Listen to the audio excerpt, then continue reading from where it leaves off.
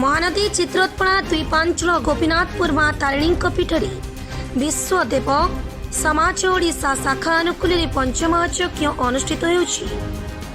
धार्मिक और आध्यात्मिक कार्यक्रम निराकार परम ब्रह्म आदृश्य शक्ति सानिध्य लाभ उद्देश्य पंचमहायज्ञ अनुष्ठित होउछि। एथिरे घृत यज्ञ, नाम यज्ञ, पितृ यज्ञ, ज्ञान यज्ञ, अन्न यज्ञ अनुष्ठित होउछि। कार्यक्रम विशिष्ट आध्यात्मिक प्रवक्ता और पंडित वर्ग पितृ मातृ पूजन ही प्रकृत मार्गदर्शन बोली वक्तव्य रखिथिले।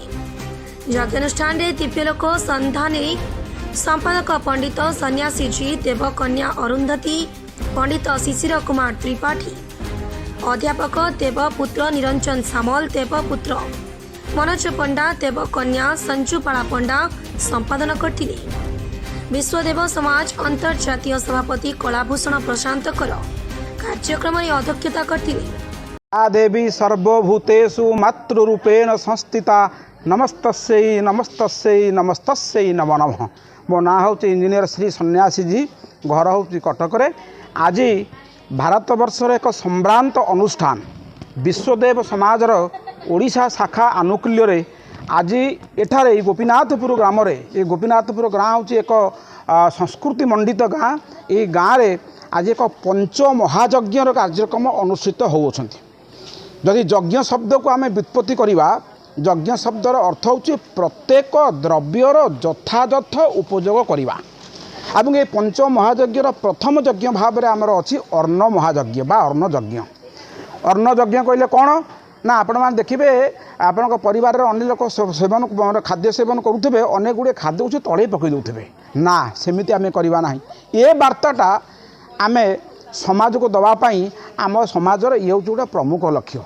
एवं द्वितीय यज्ञ हूँ घृत यज्ञ। आज आपण मैंने देखु परिवेश किभली भाव में खराब हो जाऊँगी। आम विज्ञान कहूँ जदि 1 ग्राम बा 10 ग्राम घृत जदि आहुति दि जाए होमरे यज्ञ अग्नि, आप देखिए एक विराट यज्ञ कार्यक्रम भी हो, सेठुरु 2 ट्रिलियन ऑक्सीजन आटम बा ऑक्सीजन परमाणु वायुमंडल को जाए। तेणु वायुमंडल को जो विषाक्त वायुमंडल अच्छी ताकू शुद्ध करने जदि सर्वोत्कृष्ट वैज्ञानिक पद्धति कौन थाए तेबे ताहा होची घृत यज्ञ। से कार्यक्रम आमर एठारे अनुष्ठित होउछंती। एवं तृतीय यज्ञ होला पितृमातृ यज्ञ। आज तो जेते अनाथाश्रम अच्छी ताठू बलिगलाणी वृद्धाश्रम। पुओटीए झीओटी। जय जगन्नाथ, जय लोकनाथ। मुझे देवकन्या सन्यासिनी अरुंधति देवी माँ आमर विश्वदेव समाजर जातीय स्तर सभापति भूमिका रही। एथिरे विशेष करिकी आमर पितामातांकर भूमिका रही, जे कि आमर जन्मदाता जीवन देछंती। आ प्रत्येक प्राणर स्पंदन रे केवल पितामाता ही अच्छंती। तेणु प्रत्येक रक्तबिंदु पई जे आमको बलिदान देछंती तांकर पूजन करिबा, गोमाता तांकर मध्य सुरक्षा देबा, एपरिकी आमे गंगा मातांकर, गोमातांकर, गोविंद जनार्दनकर समस्तंकर पूजा अर्चना करिबा। तांक भितरे पितामातांक भितरे आमे अदृश्य सत्ता भगवान को अनुभव करिबा, कारण तांकर जीवन रे ही आमर ये जन्म आसीची। तेणु जन्मर सार्थकता केवल तांकर दान होईची। तेणु तांकर सार्थकता करबा पई समस्तंक भितरे गोटे ईश्वरीय सत्ता ही रही। प्रत्येक नारी गोटे नारायणी रूप और प्रत्येक मानव ही गोटे माधवंगर रूप। तेणु से स्तर में आम समस्ते से धर्मीय चिंताधारा रे चलवा, अन्य को चलेबा, जो पथ की सठिक आ सरल सुगम मध्य होता है। मुझे कलाभूषण प्रशांत कुमार कर विश्वदेव समाजर मु इंटरनेशनल प्रेसिडेंट रही। आज कार्यक्रम संपर्क में आज आम एठारे पंच महायज्ञ आयोजन करूँ विश्वदेव समाज तरफ।